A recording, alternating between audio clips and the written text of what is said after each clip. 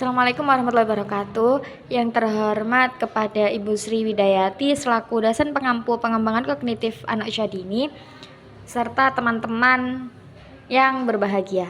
Perkenalkan, saya Nur Rahmawati dengan NIM akhir 196 selaku moderator dan ada teman saya Ella Angelita dengan NIM akhir 248. Kami di sini akan mempresentasikan hasil diskusi kami tentang part and whole. Sebelumnya, poin-poin yang kami bahas yakni yang pertama, apa pengertian part and whole secara umum dan menurut beberapa para ahli. Yang kedua, berikan contoh implementasi kegiatan part and whole pada anak usia dini dari usia terkecil sampai usia 8 tahun. Yang ketiga, faktor-faktor apa saja yang mempengaruhi part and whole. Yang keempat, strategi guru dalam part and whole pada anak usia dini. Beberapa strategi yang diterapkan oleh guru.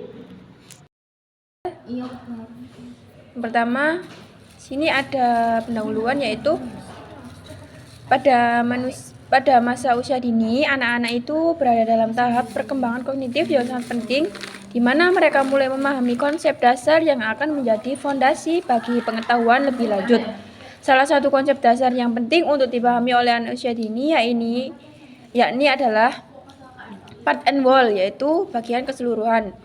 Sini kami akan mengajarkan bagaimana suatu benda atau objek dapat dibagi menjadi bagian-bagian yang lebih kecil dan bagaimana bagian-bagian tersebut membentuk keseluruhan. Oke, poin yang pertama yang akan kita bahas yaitu pengertian part and whole.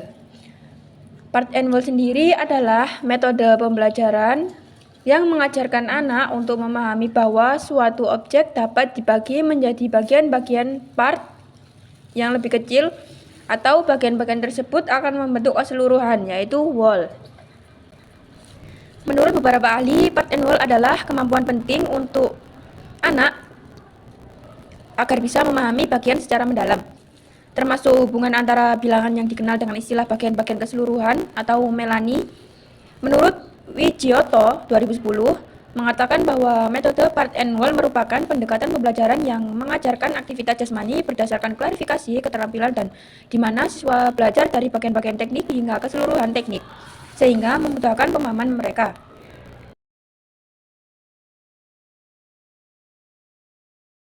Selanjutnya, faktor pengembangan part and whole pada anak usia dini. Yang pertama, faktor lingkungan.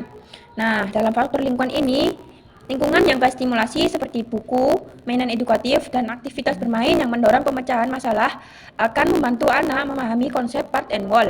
Anak juga belajar melalui eksplorasi lingkungan yang mendukung rasa ingin tahunya. Yang kedua, perkembangan kognitif. Pada perkembangan kognitif ini, kemampuan anak untuk memahami hubungan antara bagian-bagian part atau keseluruhan whole berkaitan dengan perkembangan kognitif mereka. Pada anak usia dini mulai memahami konsep ini melalui kegiatan sehari-hari seperti memecahkan masalah, mengamati objek, dan bermain. Yang ketiga, metode pembelajaran. Pada metode pembelajaran yang tepat ini seperti penggunaan metode Montessori atau kegiatan berbasis proyek, yaitu kita memberikan pengalaman langsung kepada anak untuk memahami hubungan antara bagian dan keseluruhan, misalnya kegiatan pemotongan kertas atau penggunaan alat bantu visual lainnya. Selanjutnya yaitu ada perkembangan bahasa. Nah, kemampuan anak untuk berkomunikasi tentang objek dan konsep yang melibatkan part and whole ini juga sangat penting. Bahasa membantu anak memberi nama pada bagian-bagian dari objek dan menggambarkan bagaimana bagian-bagian tersebut membentuk satu keseluruhan. Selanjutnya ini ada contoh implementasi kegiatan part and whole pada anak usia dini dari usia terkecil sampai hingga 8 tahun. Di usia pertama ini ada usia 1-2 tahun. Pada masa ini anak mulai mengenal dunia melalui panca indera. Contohnya, kegiatan menggunakan mainan balok untuk membentuk struktur sederhana. Di sini anak belajar bahwa benda-benda kecil dapat menjadi bagian dari keseluruhan yang lebih besar. Misalnya, menyusun balok menjadi menara.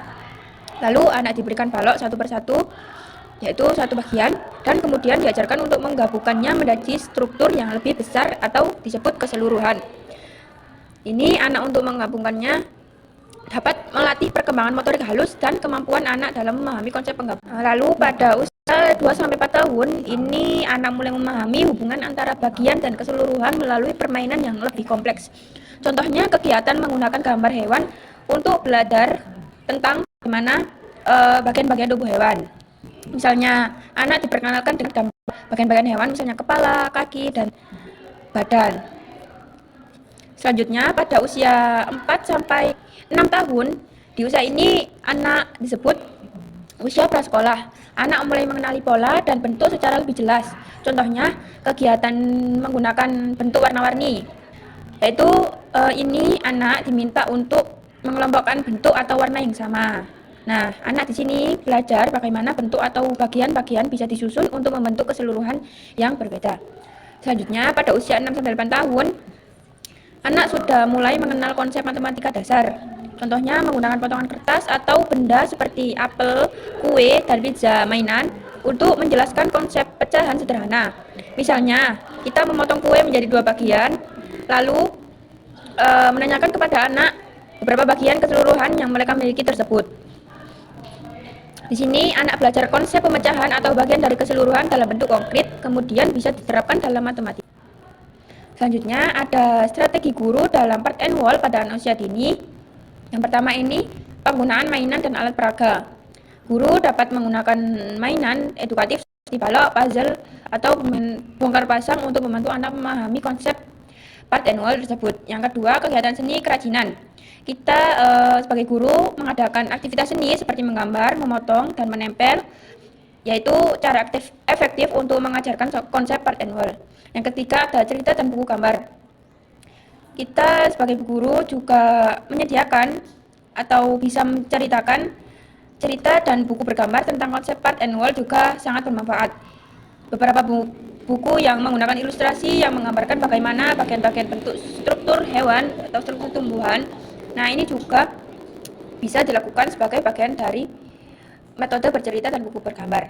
Selanjutnya, kegiatan fisik atau motorik.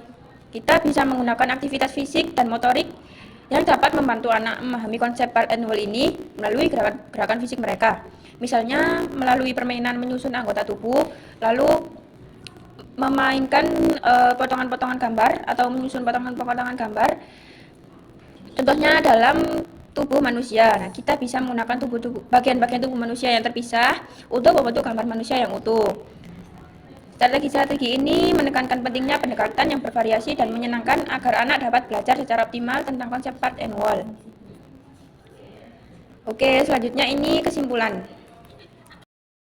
Yaitu kesimpulan. Kesimpulannya, part and wall adalah konsep pembelajaran yang mengajarkan anak usia dini untuk memahami suatu objek atau konsep dengan membaginya menjadi bagian-bagian atau part dan kemudian menyatukan kembali untuk membentuk keseluruhan atau wall.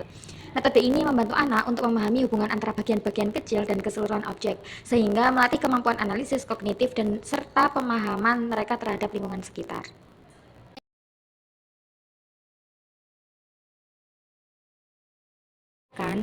Mohon maaf apabila ada kesalahan kata ataupun materi yang kurang jelas.